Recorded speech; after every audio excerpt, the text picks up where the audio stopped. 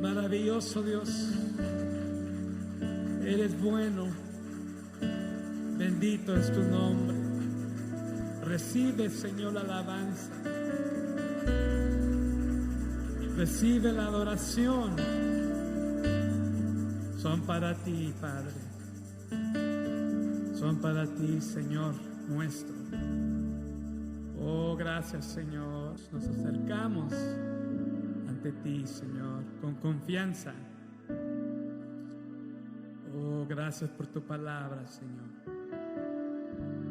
que aún no has acabado con nosotros. La obra perfecta somos nosotros, Señor. Gracias te damos en el nombre poderoso, maravilloso de Jesús, por la cual estamos presentes en este día para la alabanza de tu nombre. Gracias te damos.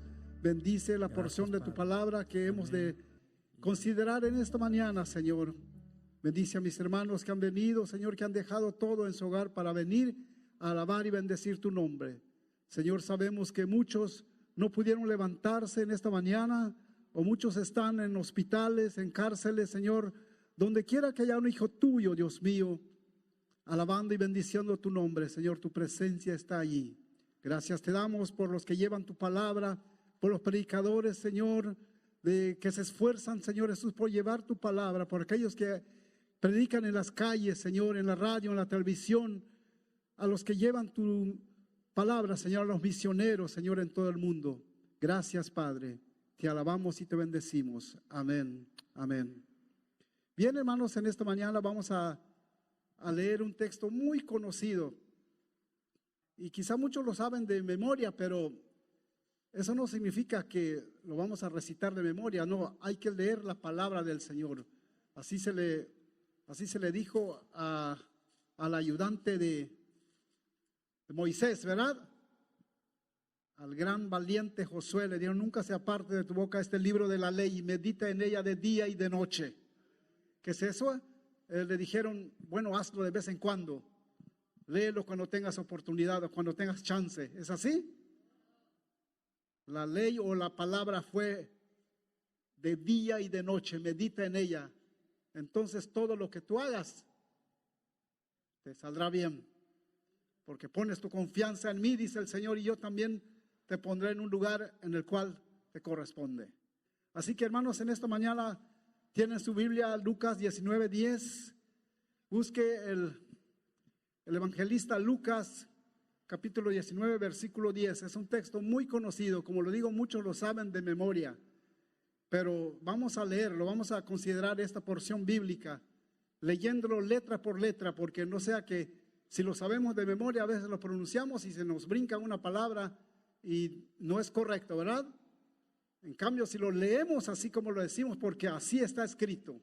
La Biblia dice que no puede caer ni una letra, no pasará ni una letra de todo lo que hay aquí sin la voluntad de Dios. Así que en esta mañana leamos Lucas 19:10. ¿Cuántos lo tienen, hermanos? Entonces, yo lo voy a leer una vez y usted también una vez lo va a leer. La palabra del Señor dice de esta manera: porque el Hijo del Hombre vino a buscar y a salvar lo que se había perdido. De un solo jalón, no hay coma ni punto. Mire, tragarlo como se traga un vaso de agua. Porque el Hijo del Hombre vino a buscar y a salvar lo que se había perdido. Si se da cuenta, es el primer texto que se encuentra sin comas, sin puntos, sin tildes, sin nada de separación. Hasta el último, donde dice perdido en la O, está el puntito. Mire, en esta mañana, si alguien viniera aquí y trajera un aparato que lo transportara a 1900 años atrás, ¿usted se atrevería a ir a ese viaje? Muchos dicen que no, otros dirán que sí, tal vez sí. Imagínese regresar casi 2000 años atrás para mirar lo que está sucediendo hoy en Jerusalén. Hace 1900 años algo pasó en ese pueblo. No sabemos el día exacto, si es hoy domingo, pero la Biblia nos dice que sucedió algo. 2000 años más atrás, si el aparato del tiempo nos regresara allá, iríamos a Gosén, a la tierra de Egipto.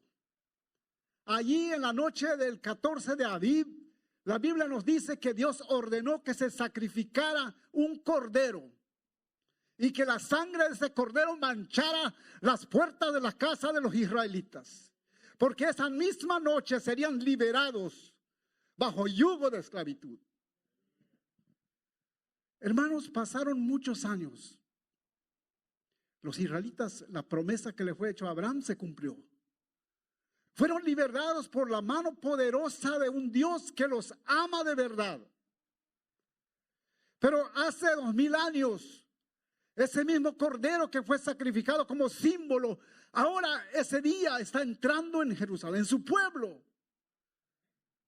Si viajamos más allá, nuestra vista a 1900 años o 2000 años, veremos como un caballo, un burrito cabalgando trae encima de él al Rey de Reyes, al Señor de Señores. Venía caminando, mirando y pronunció unas palabras. Si tú también conocieras en este tu día que viene a ti tu Salvador, pero está encubierto en tus ojos. No conociste al que vino a dar su vida por ti. No conociste al que vino a llamarte a regresar. Se habían adaptado a las leyes, se habían adaptado a las enseñanzas de los fariseos que decían pero no hacían, que pedían pero no daban. El Señor cabalgando venía entrando última vez en Jerusalén. La Biblia nos dice la entrada triunfal en Jerusalén.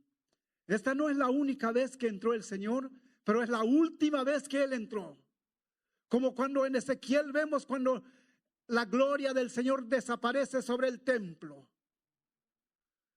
Y quedó vacío de la presencia de Dios aquel templo que habían construido para adorar, para servir, para dar gracias a Dios. La presencia de Dios se fue. Tengamos cuidado de darle honra y gloria a Dios, porque su presencia del Espíritu Santo es tan sensible que si nosotros nos descuidamos de un momento a otro, podemos perder todos los beneficios que tenemos. El pueblo de Jerusalén desconoció por completo a su Salvador. Por más que se levantó un muerto, por más que fue curado un leproso, por más que se le dio vista a un ciego, por más que una mujer que derramaba sangre fue sana, aquellos hombres dijeron: por el demonio hace estas cosas, por el poder de Belzebú lo hace. Pero el Señor dice de que ¿qué podemos comparar a la fuerza del enemigo con el poder de Dios? No tiene que ver nada, absolutamente nada. El Señor vino a buscar y a salvar lo que se había perdido. Más adelante en este texto, la razón por la cual dijo el Señor estas palabras es porque Él había comenzado su entrada a Jerusalén. El hermano Harold Wilmington escribe en Portavoz Bíblico de Ayuda para los Estudiantes de los Institutos, dice él: este es el paso número 49 del Señor de la gloria a la gloria. Los otros restantes 23 pasos que dio el Señor de la gloria a la gloria es cuando Él resucitó. Recuerde que el Señor estuvo 50 días aquí en la tierra después de haber resucitado. Ese día se le conoce como Pentecostés. Ese día, por eso es que la cualidad de una persona que ha creído, ha agarrado lo que es del Pentecostés, lleno del Espíritu Santo, no se queda pasivo, no se queda esperando que le digan alza las manos, no se queda esperando que le da gloria a Dios. No, el Espíritu Santo se mueve en él, brinca, da gloria a Dios. No le hace que su vecino se enoje, no le hace que alguien diga está loco, está enfermo, está borracho. No, no le hace. Porque el Señor así le dijeron por sus discípulos el día que cayó el Espíritu Santo. Aquellos hombres dijeron: están borrachos, están llenos de mosto. No, es que el poder del Espíritu Santo estaba en ellos. Por eso es que, hermano, no tenga pena de alabar y bendecir el nombre del Señor. Él vino a buscar y a salvar lo que se había perdido. La entrada del Señor aquí de Betania, de Betania a Jericó y de Jericó a Betania. El Señor venía caminando. Aconteció que acercándose Jesús a Jericó, un ciego estaba sentado junto al camino mendigando. Y al oír a la multitud que pasaba, preguntó: ¿qué era aquello? No podía ver a aquel hombre. Así éramos, ciegos por el pecado. No podíamos entender por qué aquellos hermanos alababan al Señor, aplaudían, cantaban. No, pasábamos de largo quizás a la puerta de una iglesia. Pero cuando el Señor nos abre la vista, como se le abrió el ojo aquí al ciego, no dejó de alabar y bendecir al Señor. Marcos le pone el nombre de Bartimeo.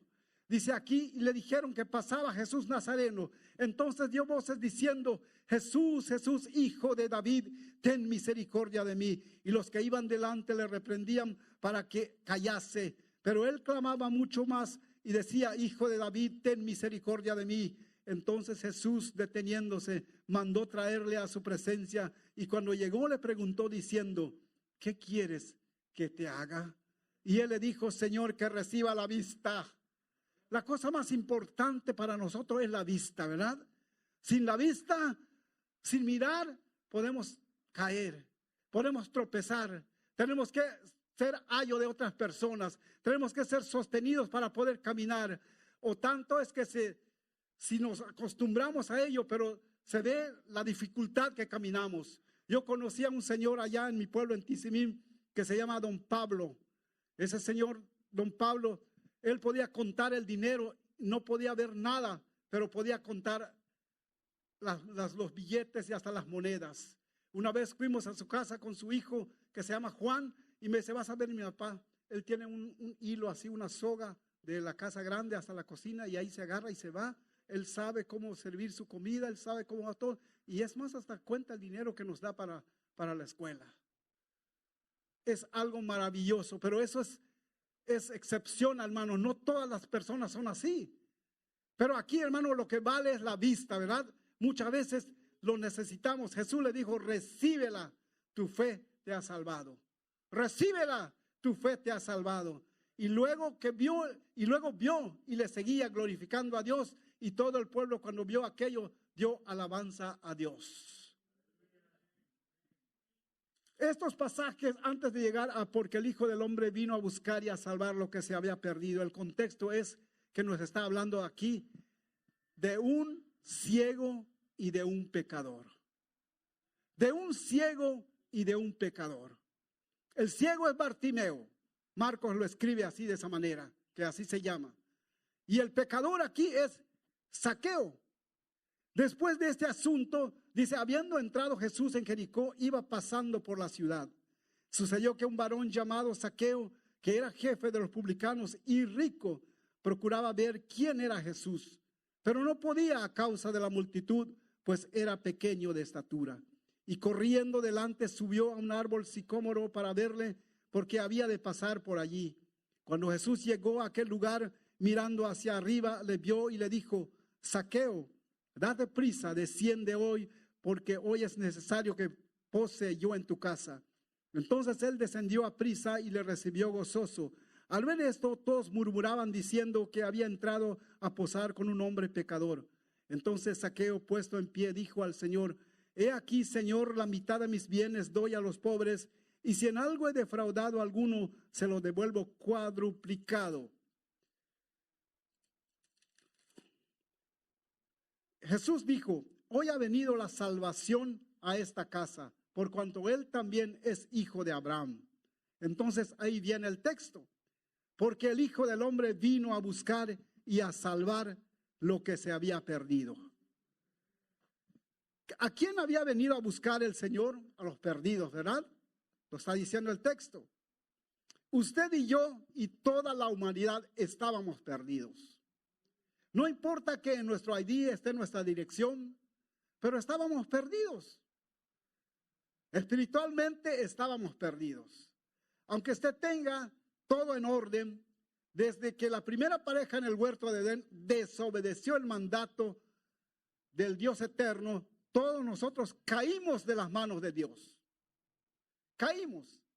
La desobediencia es pecado y su sentencia es muerte. Todo el mundo lo sabe, ¿verdad? Romanos 6:23, ¿qué nos dice? La paga del pecado es muerte.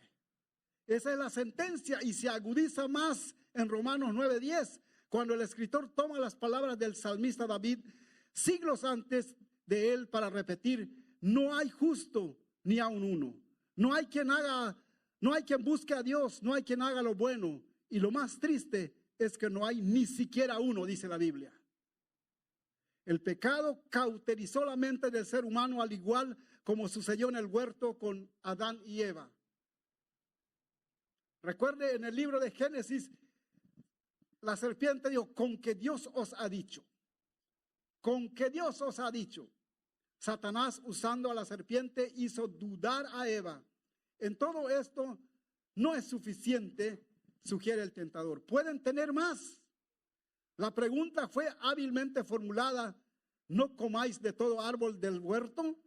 El engaño de Satanás es: morir, no moriréis. Como queriendo decir, Dios os ha amenazado falsamente con la muerte. Pero sabemos el resultado.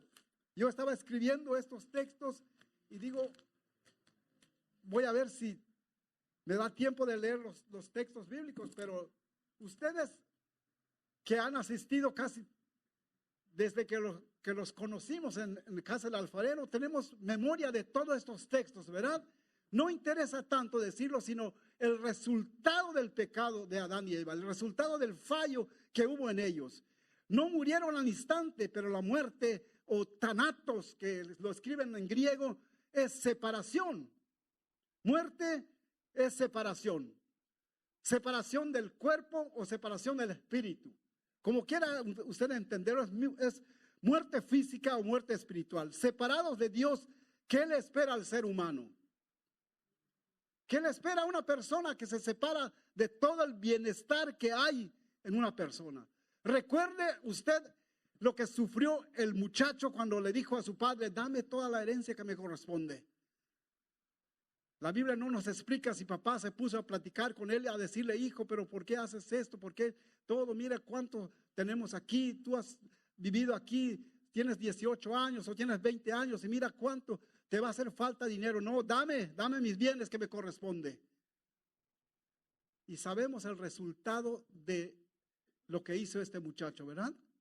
Un resultado triste, un resultado fatal, pero allí dentro del lodo, dentro de toda suciedad, dentro de donde estaba caído, recapacitó. Algo le vino en la mente: en la casa de mi padre mucha comida en abundancia. Me levantaré, iré y le diré a mi padre: Padre, he pecado contra el cielo y contra ti. No soy digno que tú me digas o me llames como un hijo tuyo. La Biblia nos habla aquí de lo que sucedió antes de haber pronunciado el texto del Señor aquí. Habla de este saqueo, dice: hoy ha venido la salvación a esta casa. La salvación es una posesión presente, con una realización más plena en el futuro. La salvación es algo presente. Lo sentimos aquí, lo gozamos, lo disfrutamos, porque venimos a alabar al Señor. Testificamos de que el Señor hizo un cambio en nosotros. Antes mi vida era así, pero ahora es así. Antes yo hacía estas cosas, ahora ya no. Antes decía yo estas palabrotas, ahora ya no. El Señor lo controla todo, porque soy un hijo de Él. Porque a Él le dijo: por cuanto Él también es hijo de Abraham. No todos los que son hijos de Abraham son hijos de Abraham en realidad, porque no estaban de acuerdo a las leyes. Recuerde usted que los fariseos eran bien tremendos. Ponían cargas encima, dice que diezmaban todo para no fallarle al Señor. Pero les hacía falta la misericordia y el amor en sus vidas.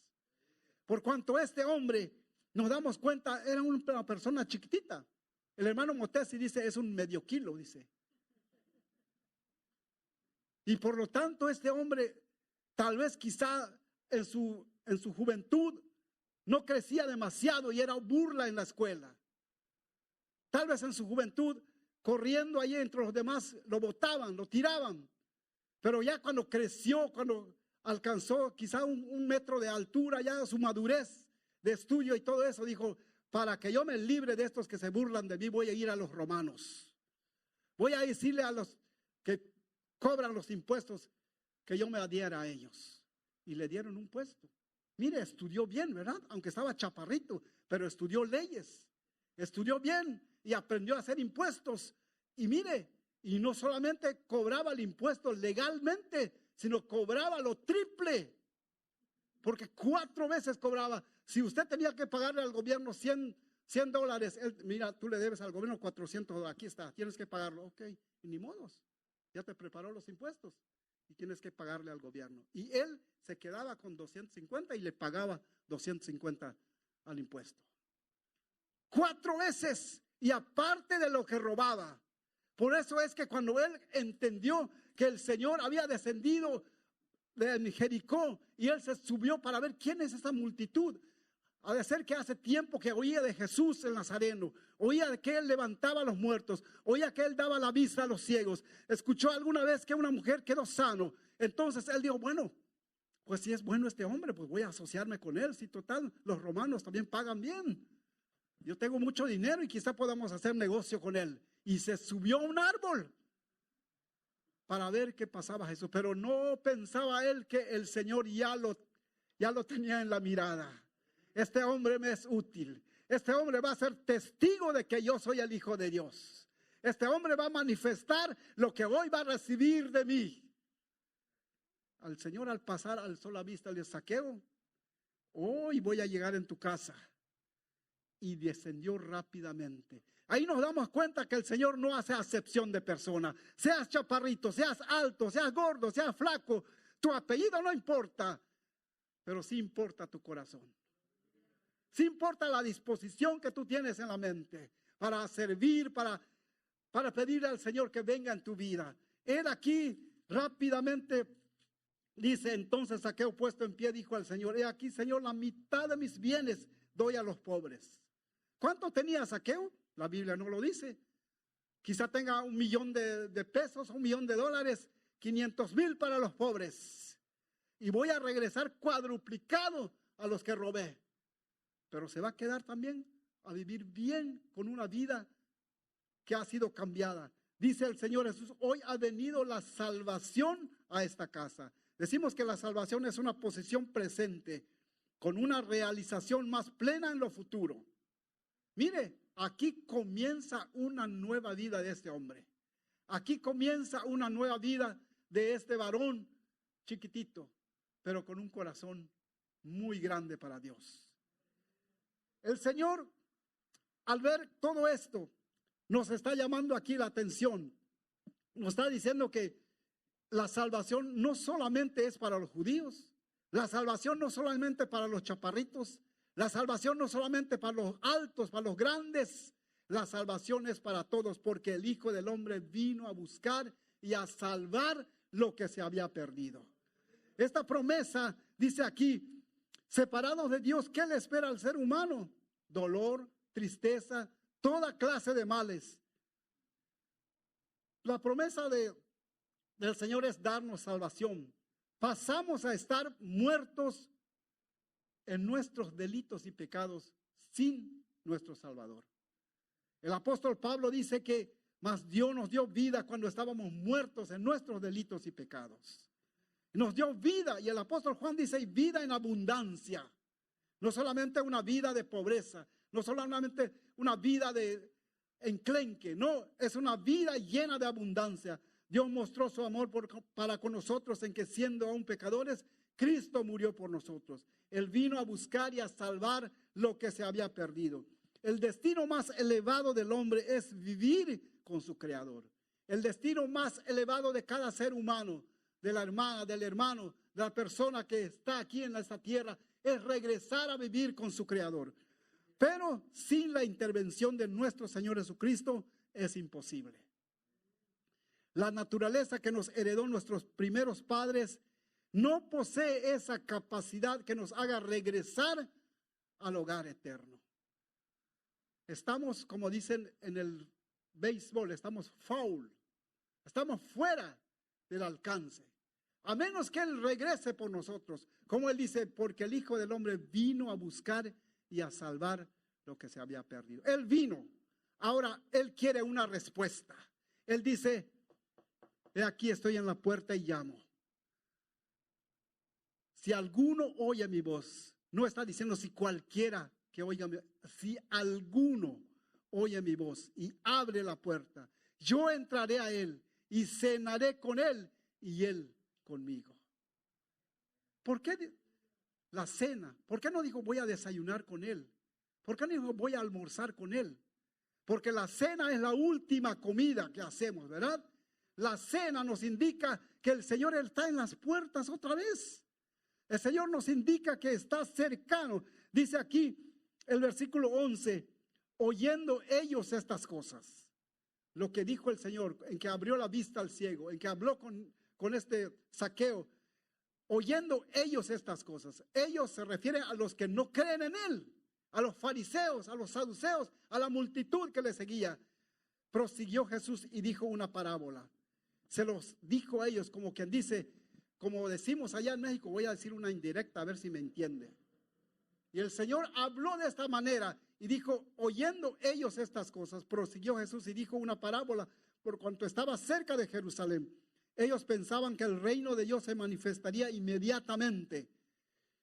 Es que ellos pensaban, bueno, si este hombre le dio de comer a 5,000 gentes, si él multiplicó los pescados, si él multiplicó las tortillas, si él multiplicó el vino, si él hizo tantas cosas, entonces quiere decir que es mejor que los romanos.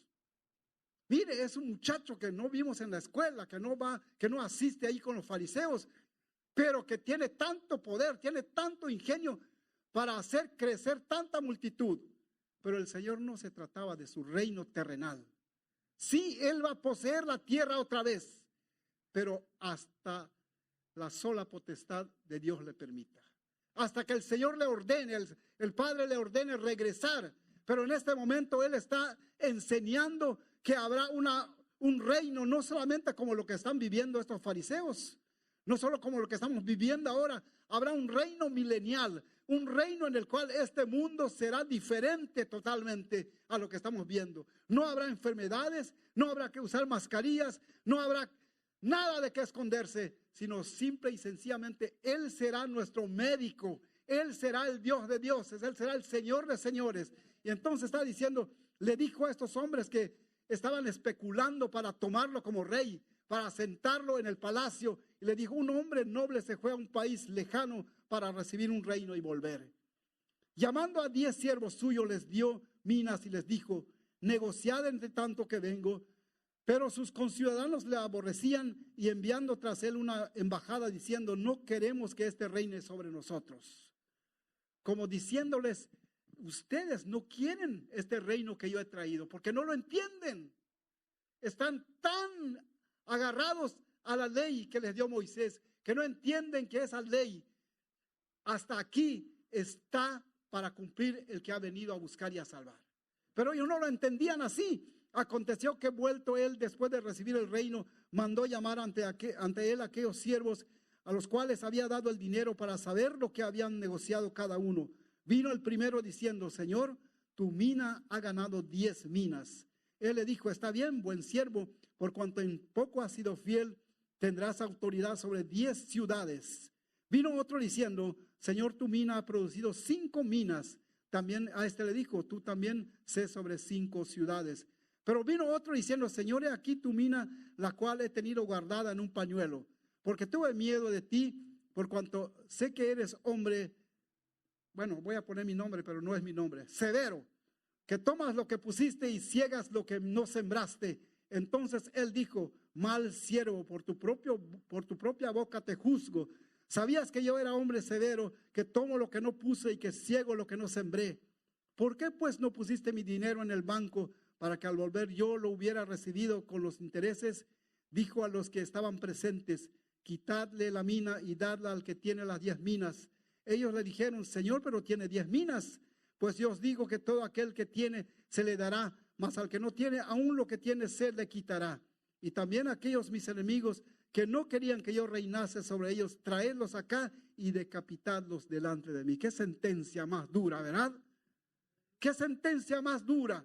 Ellos habían visto lo que el Señor había venido a hacer, pero aquí el Señor en el paso número 49 que nos dice el hermano Harold Wilmington, este es el último paso del Señor terrenalmente hablando, de su ministerio de 3 años. Él se estaba dirigiendo a cumplir lo que sucedió hace más de 2000 años en la tierra de Gosén. Aquel cordero que fue sacrificado en la tierra de Gosén para ser liberado a aquel pueblo. Ahora él personalmente está viniendo para ser sacrificado. El apóstol, el profeta Isaías nos escribe en el capítulo 53, bien conocido ese versículo, ¿verdad? Dice: despreciado y desechado entre los hombres, varón de dolores, experimentado en quebranto, y como que escondimos de él el rostro, fue menospreciado y no le estimamos. Ciertamente llevó él nuestras enfermedades y sufrió nuestros dolores. Nosotros le tuvimos por azotado, por herido de Dios y abatido. Mas él herido fue por nuestras rebeliones, molido por nuestros pecados. El castigo de nuestra paz fue sobre él, y por su llaga fuimos nosotros curados. Mire, lo que dijo el profeta está a punto de cumplirse. Lo que vemos aquí en el libro de Lucas, seguimos leyendo en Lucas 19. Dice la palabra del Señor: dicho esto, después de haber, mire lo que leímos, oyendo ellos estas cosas, versículo 11, terminando en el versículo 27, el 28, dice: dicho esto, iba adelante subiendo a Jerusalén. Y aconteció que llegando cerca de Betfagé y de Betania, al monte que se llama de los Olivos, envió 2 de sus discípulos, diciendo: id a la aldea de enfrente, y al entrar en ella hallaréis un pollino atado, en el cual ningún hombre ha montado jamás. Desatadlo y traédmelo. Y si alguien os preguntare: ¿por qué lo desatáis?, le responderéis así: porque el Señor lo necesita. Mire, la Biblia no nos explica si el Señor mandó a alguien a hablar a este hombre. No nos dice si él personalmente fue también: a tal día, a tal hora voy a mandar a 2 personas ahí para que me prestes ese burrito para que yo monte, porque yo necesito montarlo para entrar a Jerusalén. No lo menciona la Biblia, solamente es la orden que dice el Señor. Ahí vemos, hermanos, la omnipresencia, la omnipotencia y el poder de Dios enviando a decirle a este hombre: id a la aldea, y al entrar en ella hallaréis un pollino atado, tal como lo dijo. Nadie lo ha montado jamás. Un burrito o un borriquito de esos. Allá en San Arturo, yo recuerdo que había un muchacho que se llama Alfredo. Era muy conocido ese muchacho Alfredo, y todos lo admiraban, hasta le decíamos que era el mejor vaquero que existe. Cualquier caballo brioso que sea, que traten de montar hasta de 2 años, a él tienen que llamen a Alfredo, porque él sabe montar esos caballos. Sin nada, hermano, sin nada. Se tira encima y nomás le ponen el bozal. Y brinca y brinca y brinca el caballo hasta que lo doma. Era bien conocido el muchacho. Pero mire lo que da a entender aquí. No es que el Señor sea un buen jinete, sino el poder que Él tiene sobre todas las cosas. El Señor, si quiere, hermanos, puede agarrarnos y obligarnos a creer en Él. Tú eres mi hijo y nos va a dar coscorrones. ¿Por qué haces esto? Tienes que darte cuenta de que yo he venido a morir por ti en la cruz del Calvario. Pero no lo hace. Porque nos ama tanto. Cuando yo mencioné esto de coscorrón, se me vino a mi mente a su amigo de mi hermano Agustín, a Goyo. Allá en Tizimín hay un parque que le dicen Parque Juárez. Antes no era así ese parque, era solamente así de maderita los que lo circundaban el cuadrito del parque, y habían bancas ahí también de madera. Pero enfrente estaba la iglesia presbiteriana que se llama el Espíritu Santo. Allí acudían mi papá, mi mamá, y yo recuerdo como entre sueños que me llevaban también. Yo creo que tenía como 4 o 5 años. Pero sí, mi hermano Agustín nos contó esta anécdota, que él iba, pero Goyo no entraba. No quiero entrar. Y él se iba a acostar en una banca del parque. En una de esas noches, dice él que estaba acostado así boca abajo y de repente sintió un golpe en la cabeza. Un golpe fuerte, que se levantó corriendo y empezó a buscar quién le había pegado. No había nadie, dice. Y lo curioso de esto, hermano, es que ese golpe que le dieron no sintió ni un dolor. Nada de dolor, dice él. Mi hermano Agustín dice, de repente vi a Goyo sentado a mi lado, estaba allá escuchando la predicación del hermano, no me acuerdo el nombre del hermano, pero que estaba predicando, terminó el culto y se despidieron, saludó a todos. Y ya en camino a casa, entonces le dice, Goyo, ¿qué pasó? Pues tú casi nunca entras. Ya te voy a contar lo que pasó. Y más después, cuando estaban en la hamaca o acostado, dice que le empezó a contar que no sé, ¿sabes qué me pasó? Alguien me dio un golpe en la cabeza. ¿Cómo? No tengo nada, no sentí ni un dolor, pero alguien me golpeó en la cabeza. No quiero que le haga a usted así al Señor. Mejor vengamos a alabar y bendecir su nombre, ¿verdad? Esto que le digo, hermanos, es serio, es cierto. Y lo que estamos leyendo también es cierto. Si hubiéramos viajado 2000 años antes, veríamos, no sé a qué hora es, serían a las 9 de la mañana o a las 11 del día, pero veríamos allí viniendo una multitud enorme, que unos ponían palmas, unos ponían árboles allá gritando, Hosana, Hosana, al que viene en el nombre de David. Dice la Biblia aquí, y cuando desataban el pollino, sus dueños le dijeron, ¿por qué lo desatáis? Ellos dijeron, porque el Señor lo necesita. Y lo trajeron a Jesús, y habiendo echado sus mantos sobre el pollino, subieron a Jesús encima, y a su paso tendían sus mantos por el camino. Cuando llegaban ya cerca de la bajada del monte de los olivos, toda la multitud de los discípulos, gozándose, comenzó a alabar a Dios a grandes voces de todas las maravillas que habían visto, diciendo, bendito el Rey que viene en el nombre del Señor, paz en el cielo y gloria en las alturas. Entonces algunos de los fariseos de entre la multitud le dijeron, Maestro, reprende a tus discípulos. Pero él respondiendo les dijo, os digo que si estos callaren, las piedras clamarán. Mire, si nosotros no alabamos al Señor, si nosotros nos quedamos callados, ¿qué va a pasar? De repente usted va a escuchar el sonido de la música, va a salir corriendo y se va a ir. ¿Qué va a escuchar de repente? Lo que está aquí haciendo ruido, alabando y bendiciendo el nombre del Señor. Jehová es mi pastor, nada me faltará, porque de él es toda la tierra y su plenitud. Venid a él ante su acatamiento con regocijo, con gozo, con alegría, porque ovejas suyos somos y ovejas de su prado. Pueblos suyos somos y ovejas de él. ¿Qué va a pasar? Tendríamos miedo, gritaríamos. Las piedras clamarán, les dice el Señor. Si estos dejan de alabarme, las piedras clamarán. Habacuc 2:11 es una referencia al libro de Habacuc 2:11.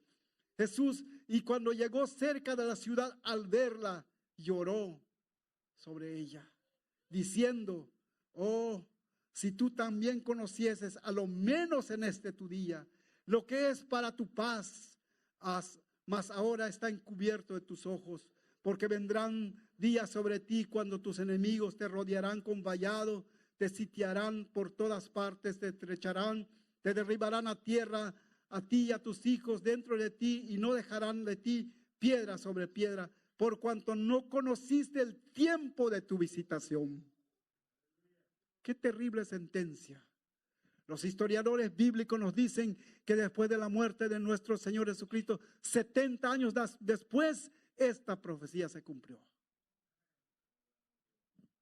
Ahora los judíos, los israelitas, en 1948 empezaron a regresar otra vez a su pueblo, a su tierra. Fueron dispersados por todas partes del mundo. En Yucatán, en México, en América, en Centroamérica, en Cuba, donde quiera hay familia de judíos. Moisés Soloveitchik, mi amigo, que le apodaban el cepillín, porque se rasura hoy y mañana ya está lleno de barba otra vez. Siempre decimos, Cepillo, ¿por qué no buscas de Dios? Le decía al otro amigo. No sé, yo no sé de eso. Yo nací aquí en Yucatán y soy más yucateco que judío. Pero su papá, don Jacobo, que tenían una fila de comercios allá en Yucatán, ese hombre dice, mi papá, desde que se mete a su cuarto en los días así que él tiene que leer su libro, nadie lo molesta, dice. Ese, los que buscan a Dios. Esos son los que se entregan al Señor. Mire, el Señor le dijo a Jerusalén, si tú conocieses a lo menos en este tu día. No esperemos el Señor nos diga eso, sino estemos preparados. Nuestro destino más elevado es estar allí otra vez con Él. Dice, y así cuando le aceptamos, confesamos nuestros pecados, nos da la potestad de ser hechos hijos de Dios. Cuando Zaqueo reconoció que su Salvador estaba enfrente de él, dijo, yo voy a repartir mis bienes. Y el Señor le dijo, la salvación ha venido a esta casa por cuanto también él es hijo de Abraham. Y aquí el texto nos dice, nos da potestad de ser hechos hijos de Dios. ¿Qué es una potestad? Potestad es más que derecho, es un poder autorizado. Muchos dicen, nos da el derecho de ser hijos de Dios, o nos da el poder de ser hechos hijos de Dios. No, pero la Biblia dice, Él nos da la potestad de ser hechos hijos de Dios. Una potestad es algo maravilloso, es más que un derecho, es un poder autorizado. Es un poder autorizado. ¿Y de dónde viene esa autorización? De arriba. Tú eres un hijo de Dios porque has confesado con tu boca que eres hijo de Él. Eres hija de Él. Lo has confesado y te da esa potestad. No te da el derecho simplemente, sino la potestad. Pasamos de muerte a vida, a una vida por excelencia. Cuando ya transformados este cuerpo a una nueva naturaleza, nos hace aptos para vivir en su reino. Hasta que el Señor regrese, los cristianos deben vivir y andar por fe. Segunda de Corintios 5:7 dice, porque por fe andamos, no por vista. Porque por fe andamos, no por vista. Si has respondido a la búsqueda del Señor, entonces como creyentes debemos vivir en constante expectación para el regreso de Cristo. En contraste con el descuido indiferente de los incrédulos, absortos en las cosas de esta vida diaria, como si ellos fueran permanentes. Lo que vemos aquí, nada es permanente. Este micrófono dejará de servir un día. Este cuerpo que está aquí estará tendido sobre una mesa algún día. Cosas que perecen. No tenemos que poner nuestra mira en las cosas de aquí, en terrenales, sino poner nuestra mira en las cosas venideras, en las cosas celestes. Dice aquí, el Eterno no evita que cada hijo tenga posesiones o negocios, pero sí nos amonesta a no confiar en lo terrenal. Buscad el reino de Dios. Velad y orad. Son palabras que deben resonar cada instante en nuestros oídos. Él vino a su pueblo personalmente. Se bajó de su trono de gloria. Montó un borriquito. Entró a su pueblo. Lloró por ella. Pero su pueblo no lo recibió. Su pueblo lo despreció. Su pueblo le dio la espalda. Mas a nosotros ha venido por medio de su palabra. Ha venido aquí. No tenemos que viajar, como les dije, si tenemos que meternos en una cápsula y regresar 2000 años antes para mirar lo que sucedió en Egipto, para mirar lo que sucedió en Jerusalén. No están escritos aquí. Para que creamos lo que sucedió. La fe es pues la convicción de lo que no se ve. La fe es pues la convicción de lo que no se ve. Hoy solo leemos lo que dijo e hizo en Jerusalén en su última entrada a su pueblo. Y de ahí Israel está esperando el regreso de su Dios, de su Mesías. Y nosotros también estamos esperando, antes de eso, el levantamiento de la iglesia. Antes de que caiga la ira del Señor, no solamente sobre Jerusalén, sino sobre todo el mundo, porque muchos están escuchando la palabra, pero no creen.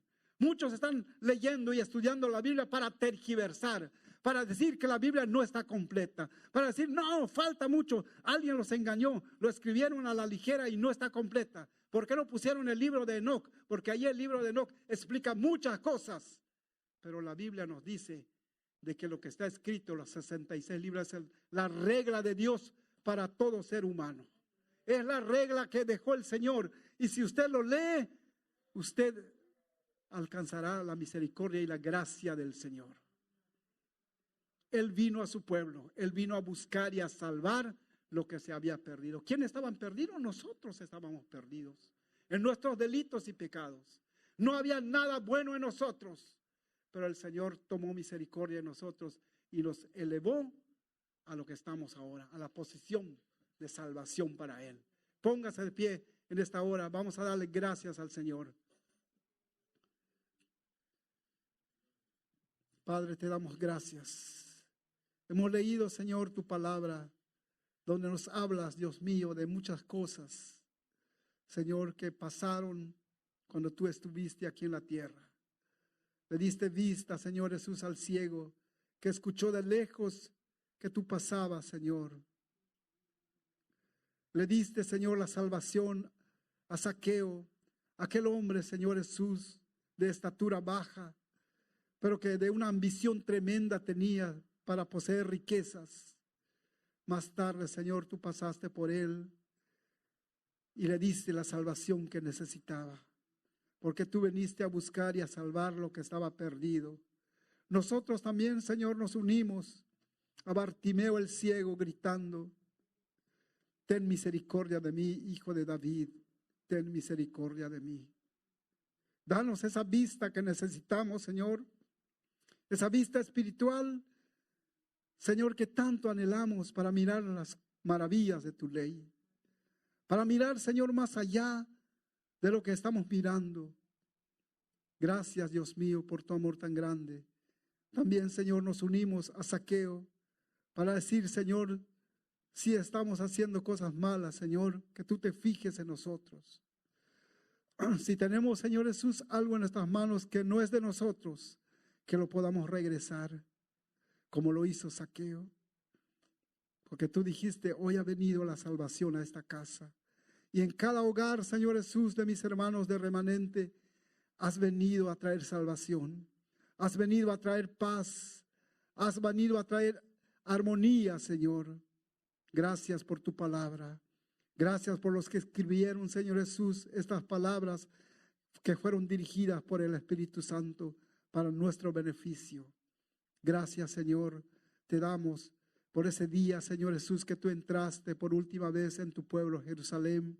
Aunque ellos no te reconocieron, Señor, tú abriste tu boca, Señor, y de tus ojos cayeron lágrimas para decir, oh, si tú también conocieras en este tu día, pero están cegados en tus ojos.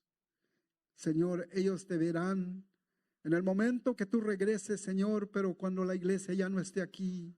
Ayúdanos, Señor, ayúdanos para ir contigo, Señor Jesús, en el arrebatamiento, para no sufrir la consecuencia de tu ira, Dios mío. Gracias, Señor. Gracias.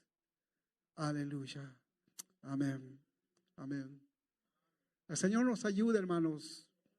Las cosas no van bien regresando. Las cosas están yendo más como a la especie de un embudo. Y el Señor está en las puertas. El Señor está esperando el momento preciso en el cual va a levantar a su iglesia.